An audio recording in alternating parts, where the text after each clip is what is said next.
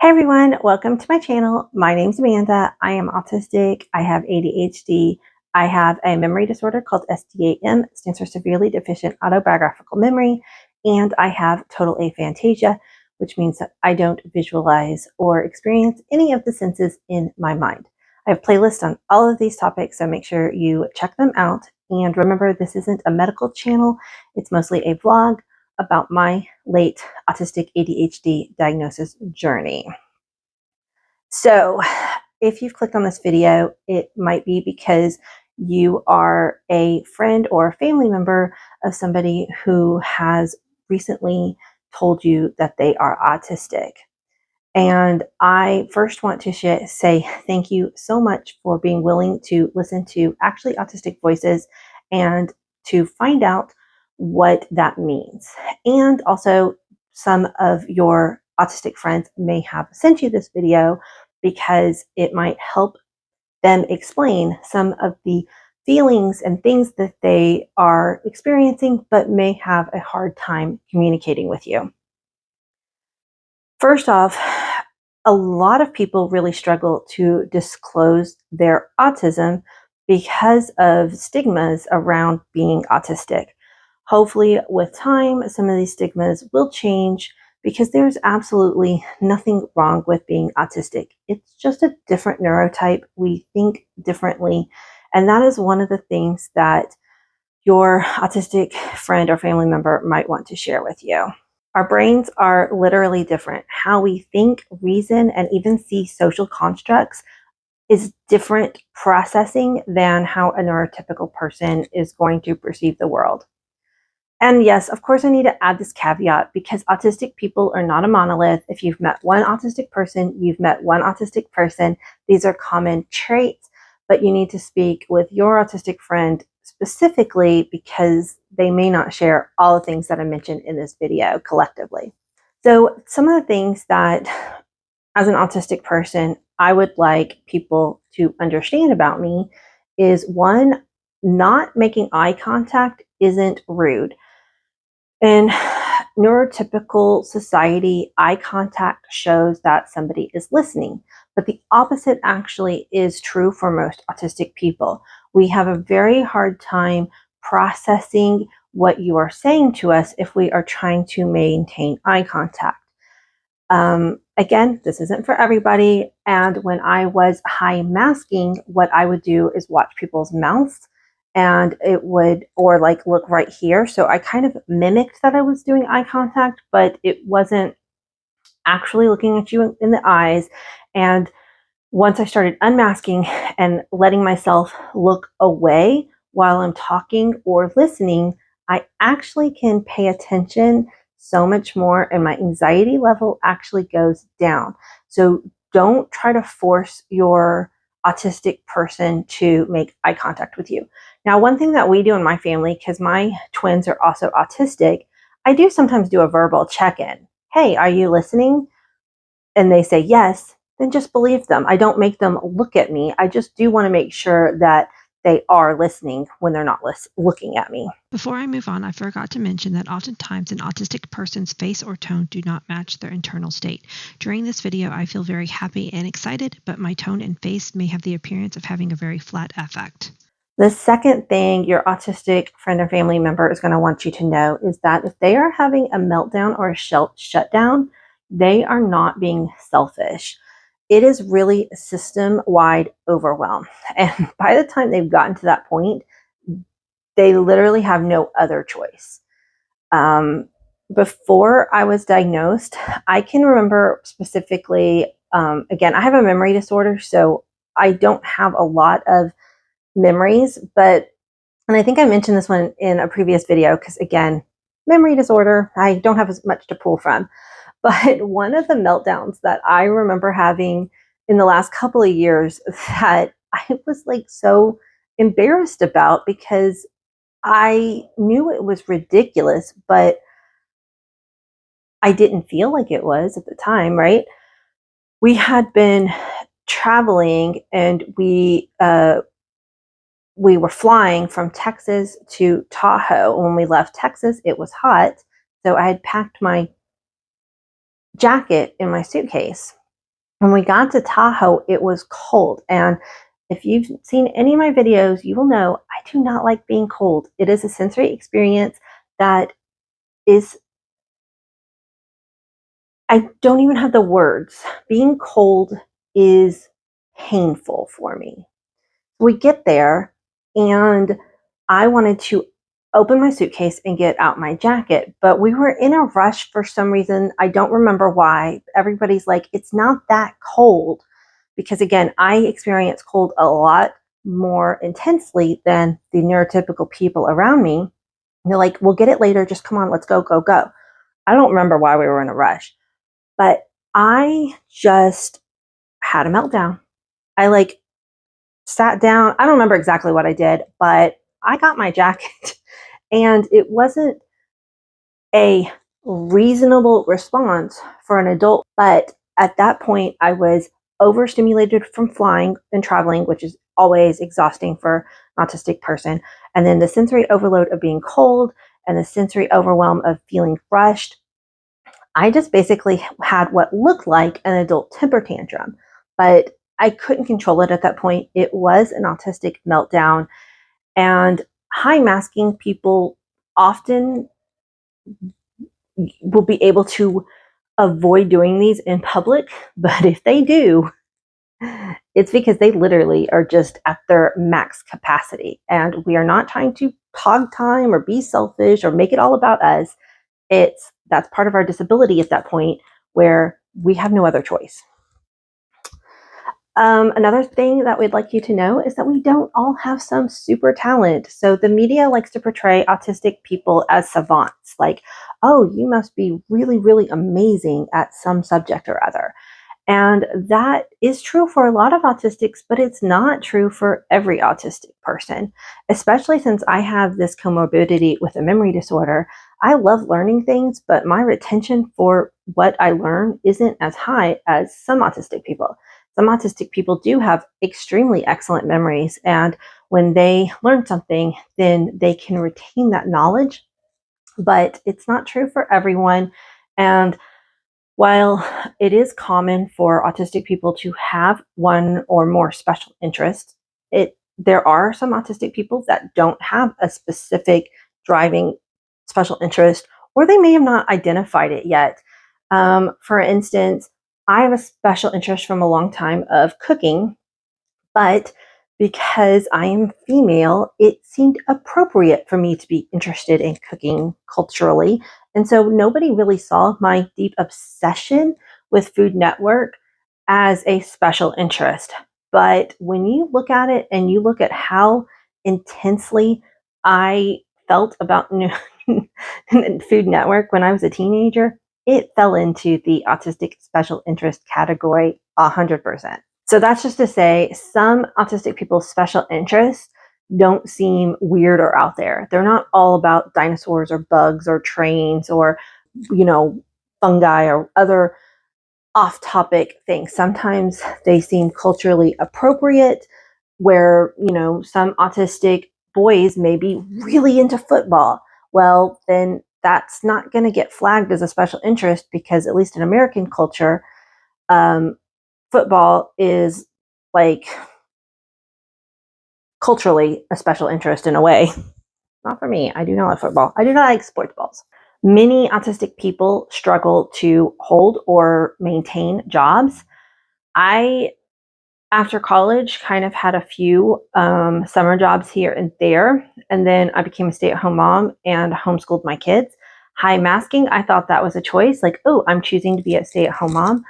And in a way it was. I don't regret it. I enjoyed my, and I kind of say it in past tense because my kids are now almost 16. We've kind of gotten past, those early childhood ages where being a stay-at-home mom is more relevant. But I, every time I thought about possibly getting a job, the even thought of it was so overwhelming. We would look at our budget and go, you know what? It just makes sense for me to stay home. And it worked out for my family. But for many high masking autistic people, you might see them as somebody who job hops and they only stay in a job for a year or two before they go to the next job because of the social situation around each job, the schedules. Like, there's just so many things about working in a neurotypical society that doesn't fit. We reach a burnout, we have to quit, but then we have to work. So we apply for a new job and the cycle continues. So if you have an autistic family member that just can't seem to keep a job, that's why it's a disability. Our society isn't set up yet for how our brains work. We often have so much to contribute. And it's one reason why the pandemic was really great for a lot of autistic people, because when they were allowed to work from home, a lot of autistic people really started to excel at work because they had more control of their schedule. They weren't in a social office building as often, and so a lot of autistic people really flourished if they were able to work from home during the pandemic. We are capable of working in many jobs. We just need accommodations that aren't even unreasonable. Things like quiet space, being able to take breaks, being able to set our own hours if it's applicable to that job, um, not being forced to do social events with the company. Each individual autistic person is going to need specific requirements. Being able to wear our headphones in at work, being able to have fidgets. There are some companies where it's an office job, they're not even interfacing with customers, which shouldn't even matter if they're interfacing with customers, but they're told that they are not allowed to have fidgets on their desk because it's a toy. Well, I'm sorry, but fidgets help keep us focused. They help us be able to concentrate and give our body something to do while we're thinking and processing and talking. So fidgets are an extremely simple accommodation. And like, this one is silent. It's not going to even bother anybody else. A super important thing that you need to understand for your friend or family member that has told you that they are autistic, it is a dynamic disability. One day we may be able to do so much, then the next day we may need to recover. And it's going to change day to day what we are capable of doing, sometimes hour to hour. There have been some days recently where I have just felt like I could not even lift my hands. Just this utter exhaustion has like come over me. And then I will spend a few minutes doing something with my special interest, like my brain just re-engages, re-clicks, and then the rest of the afternoon I'm like functioning normally again. So it is definitely a dynamic disability. And just because somebody can do something one day does not mean that they are going to be capable of doing it the next day, but they might be able to do it again the third. It's very dependent, and you need to trust us because we're not, that kind of goes into my next one. We aren't faking our distress or our anxiety. And most of the time, we are actually trying to reduce your anxiety. That is the entire point of the autistic mask, is to make sure that other people around us are comfortable so that we assimilate and don't make waves, that we don't stand out. We're just trying to survive. So most of the time we are not, and I have to say most because, again, autistic people, we are all individuals, and there have been some autistic people, because of human, that will try to take advantage of like being disabled or autistic and play into it. But I really feel that that is not the norm, and that shouldn't be judged, just like a neurotypical person won't want to be judged on a character, somebody, a criminal, or, yeah, I'm not saying my words right, but um autistic people, we are humans. So there are going to be some of us who are, I don't want to use words morality or good or bad, but humanity is a spectrum. But most of the time, we are not faking our distress or our anxiety. Like when I am anxious about something, it is legit. I'm not faking it. I am not trying to use my anxiety to get out of doing something. There are reasons for my anxiety. If you can get down to the reasons, there might be ways to have accommodations so that way it's something that doesn't cause anxiety anymore. For instance, I really enjoy going into Portland. I live just across the bridge from Portland, Oregon. I live in Washington, and I love going into Portland, but I do not like being the adult in charge when I'm in Portland. I hate parking in Portland. I hate trying to navigate the streets of Portland. I hate trying to figure out where and what we're going to do when we're there. But if I'm with a friend and I like get to go along with them, they make all the decisions and choices, and I just get to enjoy being in Portland with them, but not necessarily be responsible for all of the adulty things, then I can have a really great time hanging out in Portland. So my anxiety though, if I'm the one in charge, like when I take my kids into Portland, my anxiety goes way, way up. Many times we are being literal and not sarcastic. So this one's a little, again, tricky, just like that last one, because there are some autistic people who really have learned to use sarcasm and excel at it.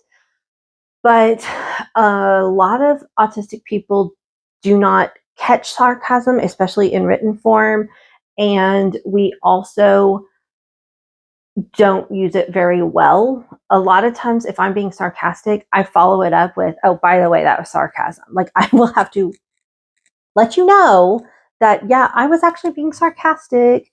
Um, because most of the time I will say something that I'm just being literal, and I cannot even tell you the amount of times that a neurotypical person thinks that what I said was sarcastic. And when they tell me that, oh, why are you being sarcastic? I'm so taken aback. I'm like, I what? No, that's what I meant. I said what I meant. I wasn't being sarcastic. That one is one that befuddles me so much. And the last thing I want to wrap up with is that functioning labels are harmful. And this is actually even debated in the autistic community, but it's something that I'm going to stand by. If you say high functioning, and it is not used in medical realms anymore, but if you say high functioning, it means that a neurotypical, I'm reading this one, a neurotypical person isn't as bothered by my autistic traits, and the pressure for me to appear more neurotypical is present. So when you call me high functioning, all you're doing is saying, oh, you don't look as autistic today. You're telling me to suppress who I am so that I fit in and am not a bother in neurotypical society. And when you call somebody low functioning, you are subconsciously being very ableist and telling, like, kind of saying that person doesn't have value. And that's not true.